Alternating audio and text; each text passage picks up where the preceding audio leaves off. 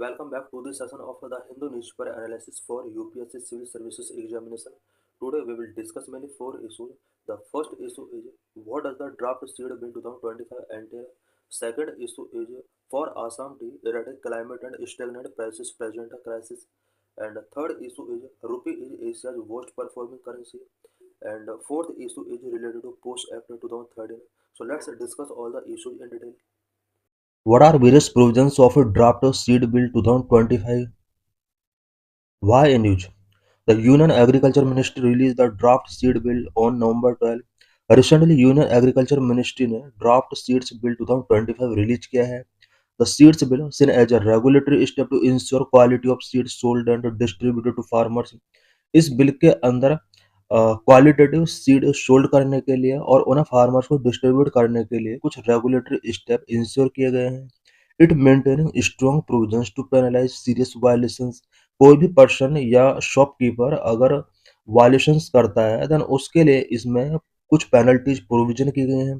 The government will amend the seeds act of 1966 and the seeds order of 1983. New seed bill के अंदर ये भी provision किया गया है कि seed act 1966 and seeds order of 1983 को भी इसमें अमेंड किया जाएगा. की provisions draft seed bill. Mandatory registration of varieties. Varieties जितनी भी होंगी सीड्स का उनका रजिस्ट्री अब मैंडेटरी होगा. All seed varieties for sale must be registered based on their performance, germination and quality. जितने भी सीड वैरायटी जो सेल के लिए है उन सभी को उनका परफॉर्मेंस, जर्मिनेशन एंड क्वालिटी के बेस पर अब रजिस्टर किया जाएगा. Mandatory registration of entities. All seed producers, processors, dealers and distributors must obtain a registration certificate from the state government to operate. जितने भी seed producers, processors, dealers and distributors हैं सभी को स्टेट गवर्नमेंट से अब registration certificate taking करना होगा. Quality control and traceability. The bill set stricted minimum standard for seed quality. All seed packets must include labels with QR code for end to end traceability. सभी seed packets के ऊपर QR code necessary कर दिया गया है. Penalties for violations. The bill categorizes offences into trivial, minor, and major. Major violations such as selling spurious or unregistered seeds can result in heavy fine and imprisonment for up to 3 years. Heavy fine की अगर बात की जाए तो यहाँ पर 30 lakh rupees तक का हैवी फाइन इम्पोज किया गया. अगर कोई भी पर्सन स्पूरियस और अनरजिस्टर्ड सीड्स को सेल करता है तो उसे 30 लाख और 3 इयर्स का इम्प्रिजनमेंट भी हो सकता है. Farmer rights and compensation. Farmers given right to save, use, exchange, share और sell their own farm saved seeds provided they do not sell them under brand name. Farmers के लिए यहाँ पर कुछ राइट गिवन किए गए हैं. वो अपने सीड्स को सेव कर सकते हैं, यूज कर सकते हैं, एक्सचेंज कर सकते हैं, शेयर कर सकते हैं, सेल कर सकते हैं एंड किसी ब्रांड के नेम से वो इन सीड्स को सेल नहीं कर सकते. A formal mechanism for compensation is introduced if a registered seed variety failed to perform as expected. अगर रजिस्टर्ड सीड वैरायटी एक्सपेक्टेशन के अकॉर्डिंग परफॉर्म नहीं कर पाती है देन एक कंपेंसेशन के लिए यहाँ पर फॉर्मल मैकेनिज्म प्रिपेयर किया गया है. Regulatory structure. The bill provide for enhanced role for the central and state seed committees and the establishment of an office of registrar to maintain a national register on seed varieties. Seed variety से related national register को maintain करने के लिए एक registrar office establish किया गया है. Liberalise import. The bill allow for more liberal import norms for seed to promote access to global varieties and technologies subject to quarantine and quality regulation. Global varieties and technologies का easily तरीके से India में access करने के लिए इनके import को liberal कर दिया गया है बट क्वालिटी रेगुलेशन से रिलेटेड प्रोविजन यहाँ पर भी अप्लाई होंगे. What are various concern. While the seed industry has largely welcomed the bill for promoting ease of doing business and modernizing regulations, but some farmer group have raised concern. Seed bill 2023 का various seed industries ने welcome किया है, but कुछ farmers group ने इससे related कुछ concern raise किए हैं। They fear the new regulatory system is centralized and biased towards the large corporations, which weakening the traditional farmer seed saving practices. कुछ फार्मर ग्रुप का कहना है कि ये जो रेगुलेटरी सिस्टम है ये सेंट्रलाइज है एंड लार्ज कॉरपोरेशंस के फेवर में है, जिसके थ्रू ट्रेडिशनल फार्मर से सीड सेविंग प्रैक्टिसेस यहाँ पर वीक हो सकती हैं।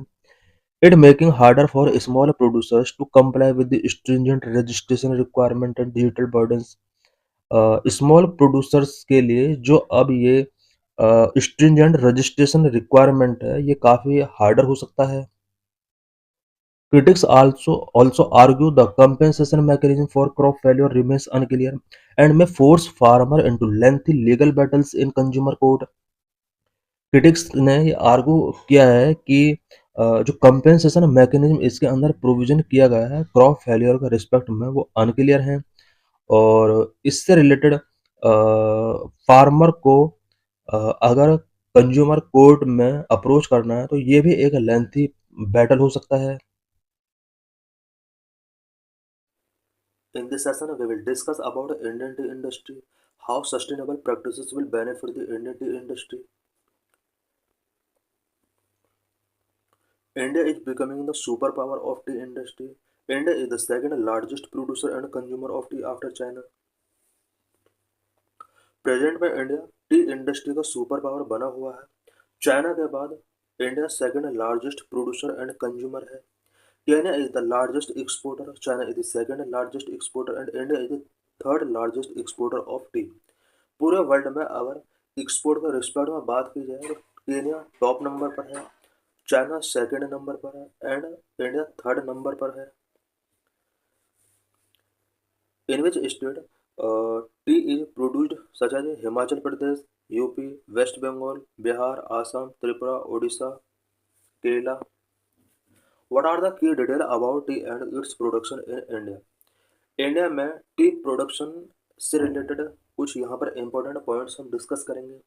T is a popular beverage made by infusing cured of fresh leaves of camellia sinensis is in hot water. Tea एक पॉपुलर बीवरेज है जिसको हॉट वाटर में कैमेलिया सेंसिस की कुछ लीव्स को डाल करके इन्फ्यूजिंग किया जाता है। It is the second most consumed drink in the world after water. Water के बाद पूरे वर्ल्ड में कंज्यूम की जाने वाली ये एक सेकंड मोस्ट ड्रिंक है। Origin tea is believed to have originated in ancient China, northeastern India and North Myanmar. ऐसा बिलीव किया जाता है कि T ancient China, north eastern India and north Myanmar में ओरिजिनेट हुआ।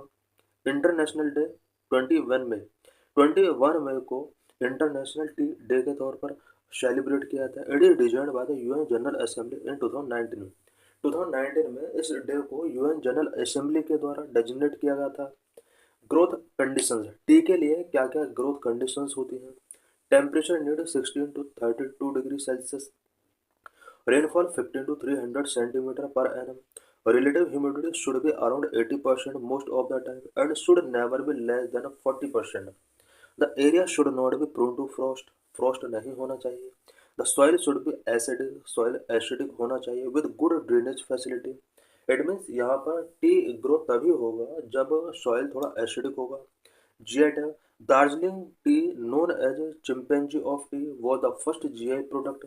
Darjeeling tea first GI product रहा है जिसको चिंपैंजी ऑफ टी के नाम से भी जाना जाता है। Production, India is the second largest producer of tea after China globally. Globally China के बाद India second largest tea producer है।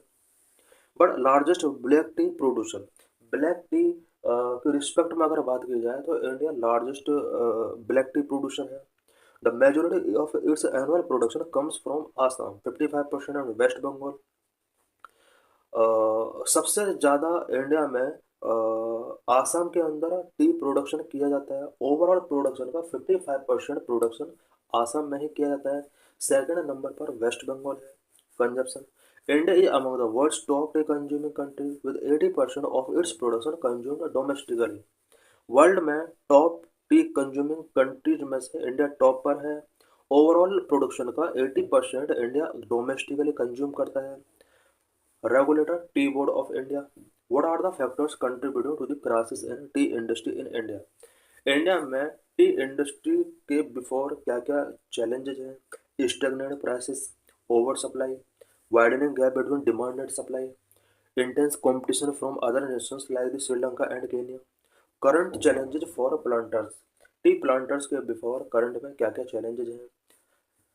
Climate change, erratic rainfall and rising temperature बहुत ही टी प्लांटर्स के लिए बिग चैलेंज है। Erratic rainfall, prolonged dry spell and sudden intense downpour disrupt tea growth, which require specific warm and humid conditions. A rising temperature, high temperature dry out the soil faster and can harm the tea bushes. Impact on quality and production. Quality and production भी planter के लिए एक big challenge है। Climate change is affecting the second plus a key period for harvesting high quality tea leaves, which has led to reduced quality and lower auction prices. Overall production has declined, with some regions experiencing significant losses. Economic issues. Lower yield make it harder for companies to reinvest in implantation and replace old bushes. The tea industry faces declining market conditions, which further stress the economic viability of the many gardens. Pest attack. Extreme weather conditions can lead to an increase in pest infestations, impacting crop yield and quality. Extreme weather condition pest infestations increase कर सकती हैं, जिसका crop yield and quality पर impact पड़ता है।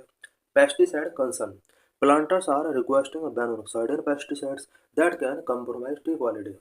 Planter से request किया जाता है कि वो सर्टेन पेस्टिसाइड्स को यूज ना करें। What is tea board of India? Tea board of India से रिलेटेड कुछ इंपॉर्टेंट पॉइंट्स हम डिस्कस करेंगे। Statutory body setup under T act 1953।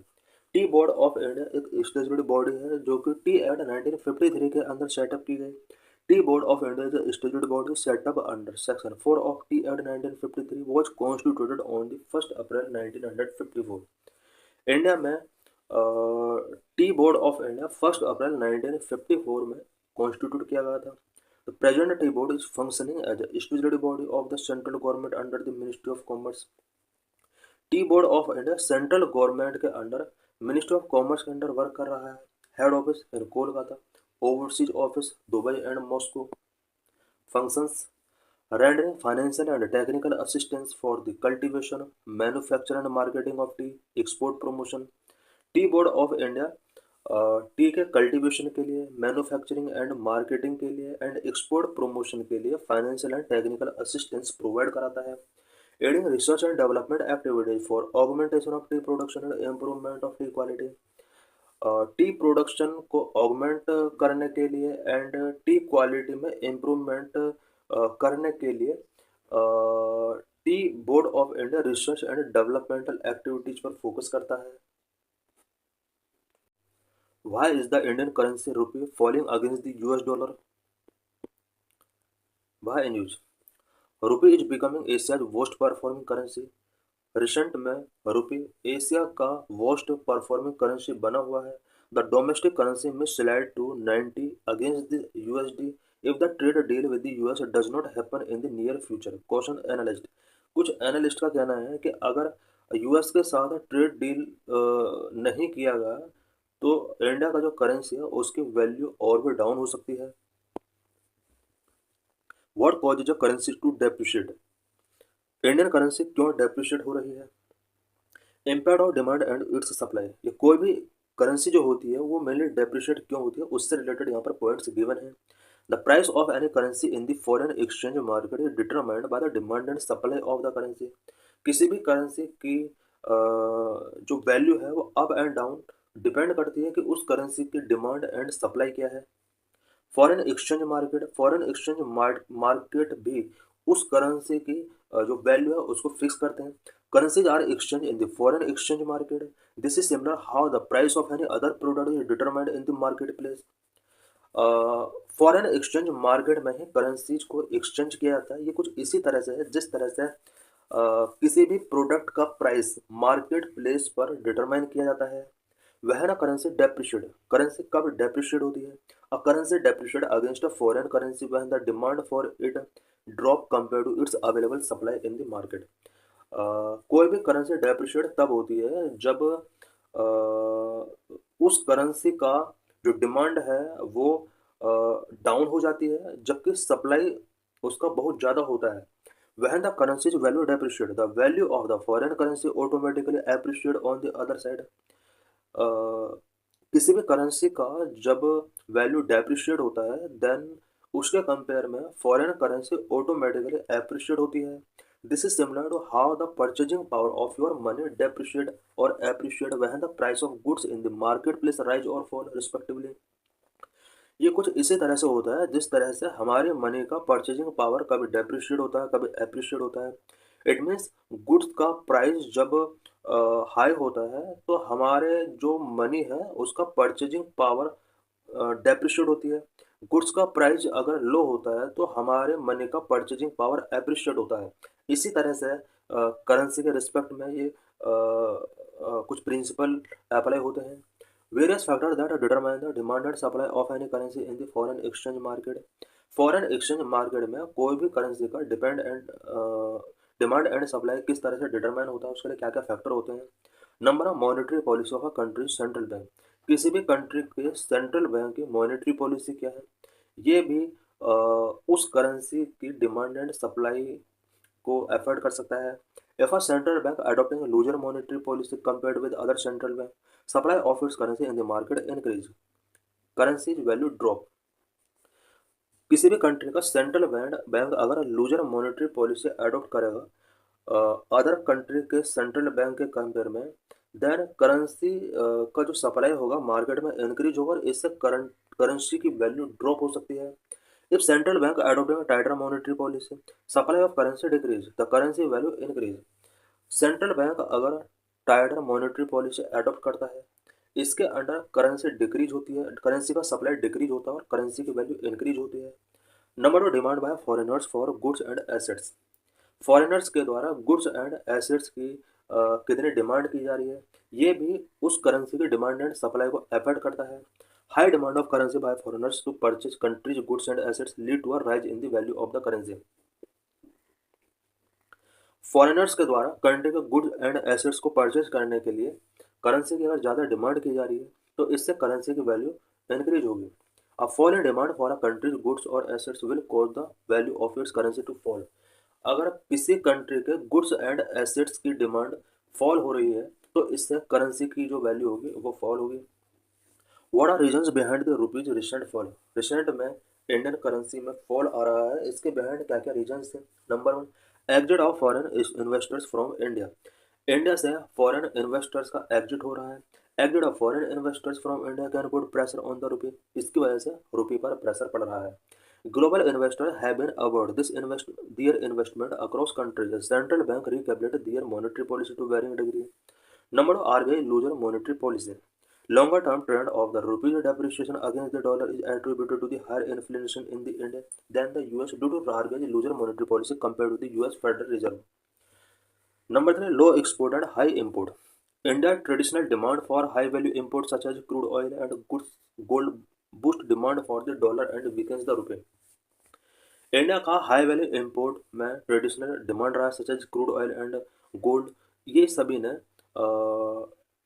Dollar की डिमांड को बूस्ट किया है और इसकी वजह से रुपये भी वीक हुआ है। इट मीन्स हम जितना ज़्यादा इंपोर्ट करेंगे चीज़ों का वो डॉलर का करेंसी में हमें करना होगा, डॉलर के थ्रू हमें करना होगा, तो इससे डॉलर स्ट्रॉन्ग होगा और इंडियन करेंसी ऑटोमेटिक वीक होगी। Low export have contributed to the deprive of the rupee. Export अगर लो होगा तो इसकी वजह से रुपये का अंदर डिप्राइव होता है। Number 4, low forex reserve. India low forex exchange reserve can lead to currency decline. अगर इंडिया का फॉरेन एक्सचेंज रिजर्व कम है तो इसकी वजह से भी करेंसी डिक्लाइन हो सकती है। Number 5, US tariff and trade headwinds.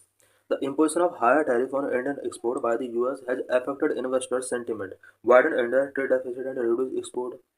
Number 6, strengthening US dollar. US dollar अगर स्ट्रेंथन हो रहा है तो इसकी जो इम्पैक्ट हो वो भी इंडियन रुपी पर पड़ेगा और इसका जो वैल्यू है वो डाउन होगा। Global economic uncertainties often lead investor to seek the safety of the US dollar, strengthening it against other currencies including the rupee. Number 7, decision by US federal reserve on interest rate. Interest rate के regarding अगर US federal reserve को decision taking करता है तो इसका impact भी other country की currencies पर पड़ता है। Number 8, geopolitical tension. Ongoing global event such as conflict and trade disagreement increase market uncertainty and push investor towards safer assets, further pressing the rupee। कुछ global event such as conflict and trade disagreement ये सब market uncertainty को increase कर रहे हैं, जिसका सीधा असर करेंसीज पर पड़ता है। In this session, we will discuss about sexual harassment of women at workplace act or post act 2013. Why in news? The Sexual Harassment of Women at Workplace Prevention, Prohibition and Redressal Act post act came into force in 2013, applies to all public and private sector organizations throughout India। 2013 में India के अंदर post act enact किया गया। Private and public sector के जितने भी organisation है पूरे इंडिया के अंदर, सभी ऑर्गेनाइजेशन पर ये एक्ट अप्लाई होता है। इट मीन्स किसी भी ऑर्गेनाइजेशन के अंदर अगर एक वर्किंग वुमेन के साथ सेक्सुअल हरासमेंट होता है, देन उसके अगेंस्ट पोस्ट एक्ट 2013 के अंडर एक्शन टेकिंग किया जा सकता है। It mandated the constitution of Central Complaint Committee at all workplace which employ more than 10 people। किसी भी वर्क प्लेस पर जहाँ पर 10 पीपल एम्प्लॉयड है वहाँ पर इंटरनल कंप्लेंट कमेटी ICC यहाँ पर कॉन्स्टिट्यूट करना मैंडेट कर दिया गया है। Women working in smaller enterprises in the informal sector could complain in local committees to be set up by the district authority। कुछ वुमेन जो स्मॉलर एंटरप्राइजेज में इनफॉर्मल सेक्टर में वर्किंग है वो डिस्ट्रिक्ट अथॉरिटीज के द्वारा सेटअप की गई लोकल कमेटी के अंदर कंप्लेंट कर सकते हैं। इट मीन्स स्मॉलर एंटरप्राइजेज में वर्क करने वाली वुमेन के अगेंस्ट अगर सेक्सुअल हरासमेंट होता है देन वो लोकल कमेटीज के बिफोर कंप्लेंट कर सकते हैं। The Supreme Court found serious lapses and uncertainty in the implementation of the Post Act 2013 and issued a direction to the state, union and UTs to verify if all government bodies had formed the ICC। Recently supreme court ने post act 2013 के अंदर कुछ implementation से related serious lapses and uncertainty यहाँ पर find out किया है और सभी स्टेट, यूनियन एंड यूटीज के लिए यहाँ पर वेरीफाई करने के लिए कहा गया है कि वो वेरीफाई करें कि ICC सभी के अंदर इस्टेब्लिश की गई है या नहीं। How was the post act formed? Post act कैसे फॉर्म हुआ? बनवारी देवी incident. In 1992, a social worker with the Women's Development Project of the Rajasthan government was gang raped after she tried to prevent the marriage of a 1-year-old girl। 1992 में women's development project के अंदर एक social worker जो कि Rajasthan government के एक project के अंदर वर्क कर रही थी, 1-year-old गर्ल की मैरिज को प्रिवेंट करने के लिए उन्हें उसने कुछ इनिशिएटिव टेकिंग किए और उसको उसके साथ गैंग रेप किया गया। Supreme court 1997 guidelines, Vishakha guidelines.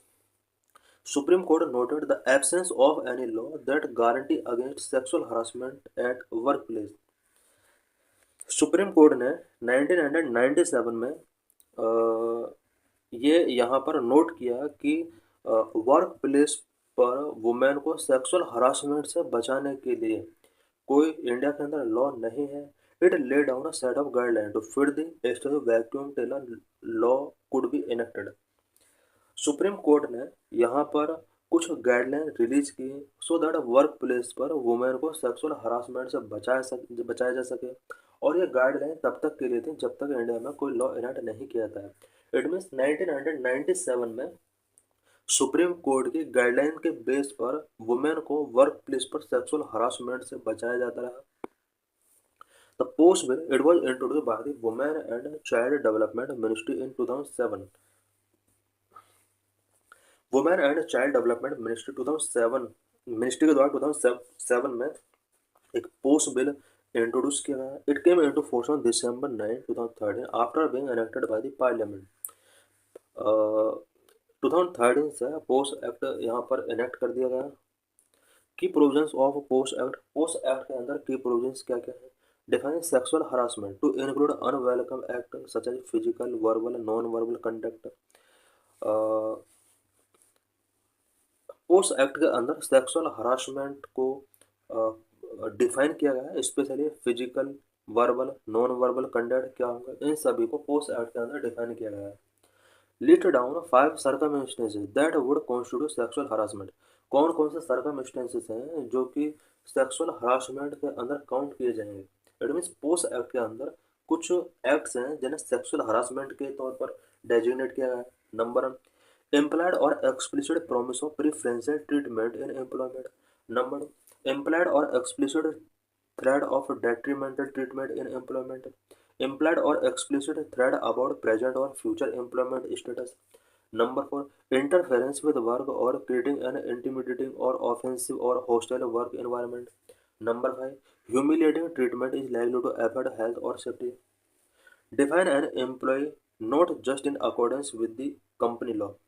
All women employees, whether employed regularly, temporarily, contractually, or daily wage basis, can seek redressal to sexual harassment in the workplace. यहाँ पर एक एम्प्लॉय को डिफाइन किया गया है, यानी किसी भी वर्क प्लेस पर अगर कोई एम्प्लॉय है तो उसको यहाँ पर पोस्ट एक्ट के अंदर डिफाइन किया गया है। ऑल वुमेन एम्प्लॉय, चाहे वो रेगुलर वर्क कर रही हैं, टेम्परेरी, कॉन्ट्रेक्चुअली, डेली वेजेस बेसिस, सभी इस एक्ट के अंदर कंप्लेंट कर सकती हैं अगर उनके अगेंस्ट कोई सेक्सुअल हरासमेंट वर्क प्लेस पर हो रहा है। Expand the definition of workplace, workplace के डेफिनेशन को भी इसमें एक्सपेंड किया गया है। It include all kind of organisation across sectors, even non traditional workplace, for example tele communicative and places visited by employ for work. Workplace के अंदर इसमें डेफिनेशन जो है उसको ब्रॉड किया गया है। कोई भी एम्प्लॉय अगर वर्क पर्पज के लिए किसी दूसरे प्लेस पर विजिट किया है और वहाँ पर सेक्सुअल हरासमेंट उसके अगेंस्ट होता है तो उसके अगेंस्ट वहाँ पर जो भी हरासमेंट करने वाला है एक्शन टेकिंग किया जा सकता है। यानी कई सारे प्लेसेस जो एम्प्लॉयज़ का वर्क से रिलेटेड है उन्हें भी इस डेफिनेशन के अंदर ऐड किया गया है। So thanks for watching this video.